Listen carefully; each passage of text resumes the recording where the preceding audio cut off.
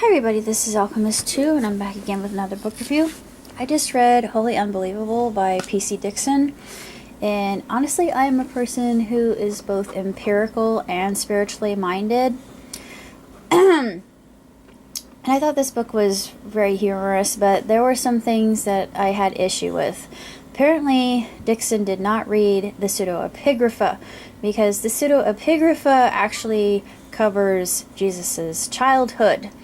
And I think, well, he probably would have come to the same conclusion had he read it. And he read the Quran, but he didn't read the Kabbalah. And you see there's a Star of David here, so I'm thinking, well, maybe he just lumped, maybe he just said, okay, it's Judeo-Christian philosophy. And yes, there are some things in the Bible that are contradictory. It was written by men. Men are fallible beings. And I said, oh, no, this is a circular argument. No, this is my rebuttal, and I know this to be true.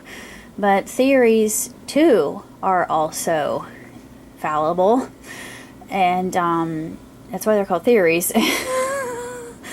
But as far as the book is concerned, there were some things that kind of rankled at me. And, yeah, I do question things, and I've read the Bhagavad Gita, I've read the Egyptian Book of the Dead, I have read Japanese myths, Greek myths, Viking myths or Norse myths, Irish, Celtic myths, Native American myths.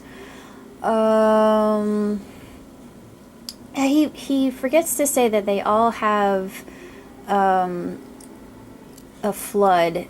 And then he talks about that the Ark has never been found. The Ark actually is said to reside in either Ethiopia, or it may still be back under the Dome of the Rock. Yeah, because there have been some rather unusual sightings at the Dome of the Rock, according to Ancient Aliens, and they had proof. They actually filmed this, and you can't deny proof, because it wasn't photoshopped in any way, shape, or form. That's my other rebuttal, and I think that's pretty good evidence. He talks about the Noah's Ark, and he said Noah's Ark has never been found. Let me go out on a limb here. This book was actually written in 2013. I'm sorry, Mr. or Miss Dixon, but the Noah's Ark actually has been found. It's in Mount Ararat. So, debunked. Plausible. Right there.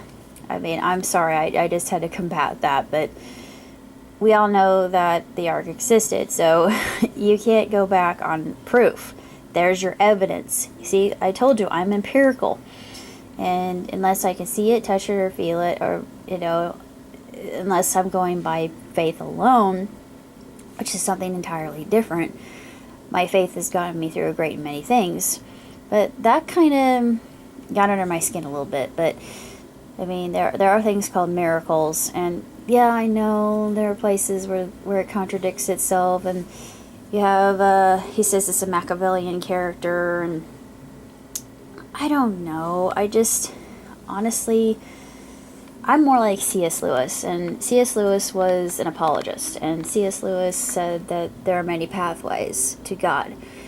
I agree with this, and the movie I just watched, PK, is entirely the same thing, because he says all these God-men, they had the wrong number, and the only right number is to know that we were all created by the sacred mind or heart of God, and that can be whatever happens to be your understanding. My understanding, my belief might be different than yours. That doesn't matter.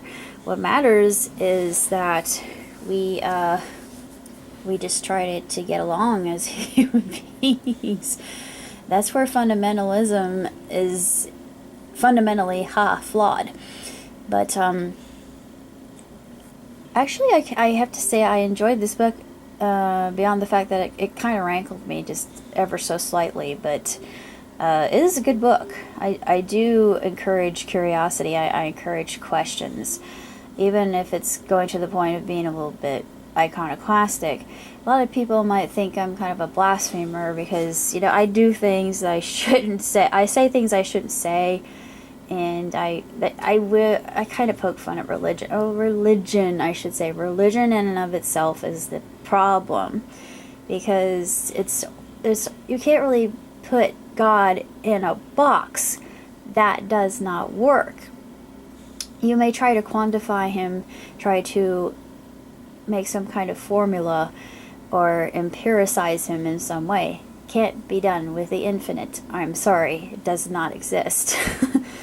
But I guess this is the only way that we as mortal beings can try to contemplate and comprehend and grasp our grope as best as we can to grapple with the supernatural.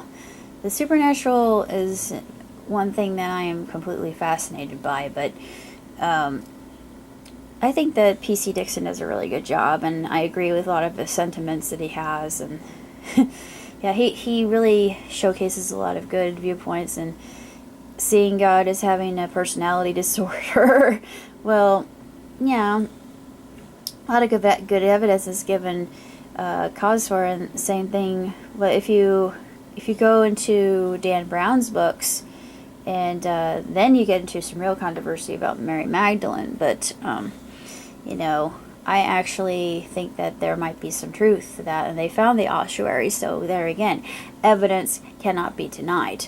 They did DNA. Again, that is proof positive that it's James and Joseph and Jesus and Mary Magdalene. There again, science.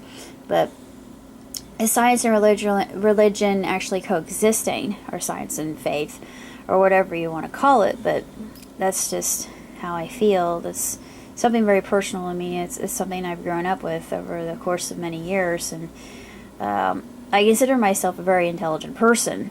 And a lot of people are like, oh, you believe in fairy tales? Like, the Bible is not a work of fiction. That's the one thing that he says that that really irked me. I was like, no, the Bible is not a work of fiction. Excuse me.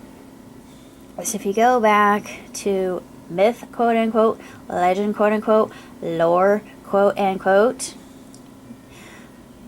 all myths have a kernel of truth. All myths. And we may not know why, we may not know how, but it's something that our ancestors taught orally from generation to generation, and we still have to this day. They didn't really have written records at that time, and they only discussed what they could verbalize and try to make sense out of. But that's why I like myths so much. But I don't know, I like the book, don't get me wrong. It's just when he called the Bible fiction, it kind of ruffled me a little bit, but not to the point of like, I mean, I respect that. I have friends who are atheists, so atheists are cool people. I mean, I get along really well with atheists. There's nothing wrong with what they believe, and I don't see any contradiction to it, because in the realm of physics, you can have nothing spring into everything, and everything springs out of nothing. Dichotomy though it is, and contradictory as that may be, in the Schrodinger universe, you can have things that are dead and alive at the same time coexisting. Yeah, messing with your brain. Mind blown. But that's why I like metaphysics and theoretical physics and quantum physics and string theory, and I believe in all those. And I should have been an astrophysicist. I think that probably would have been my expertise, but sadly I don't do math well, so I can't. I just gotta stick to the philosophy part of it. I'm good at philosophizing, and I have a lot of big ideas that actually have been around since man could first cogitate. But that's all I have to say about Wholly Unbelievable, and I shall see you later. So long. Ciao tutti. Live long, prosper.